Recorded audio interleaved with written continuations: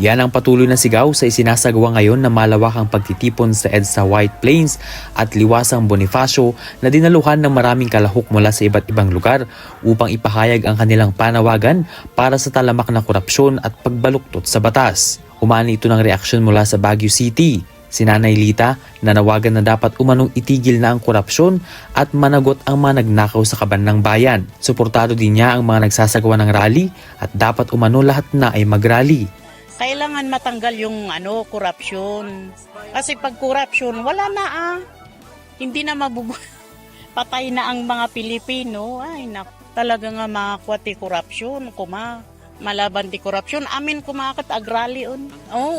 Tuloy-tuloy ang investigat sa korupsyon, sa flood control.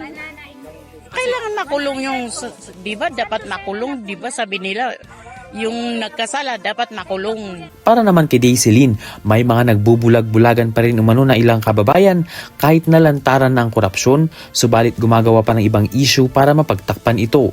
Yung ibang tao kahit nagbubulag-bulagan about sa nangyayari sa bansa natin, like yung president natin parang walang pake sa nangyayari. Nakita na nga niyang maraming naghihirap pero wala siyang ginagawa.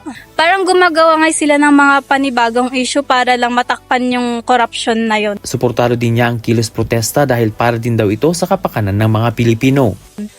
Para lang din po yun sa kapakanan ng mga Pilipino. Yes po, kasi need nilang pagbayaran yun eh. Sa ginagawang rally para sa katotohanan at katarungan, binanggit naman ni Ella na nakakalungkot na bilang nagbabayad ng buwis, ang pinaghihirapan ay napupunta lamang sa mga bagay na hindi naman kailangan. So, syempre, it is saddening that yung mga pinaghirapan natin, especially those taxes, are napupunta sa mga bagay na hindi naman necessary or hindi naman talaga para doon.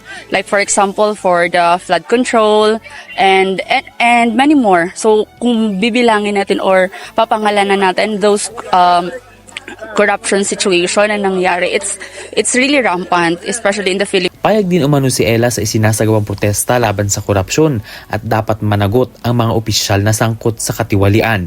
Kung makakatulong yon and it will intensify our cry for justice towards the issue of corruption, I will be supporting it. I am willingly supporting it po. Yes, of course. Because ang dami nating ang daming resources ng Philippines, ang daming everything.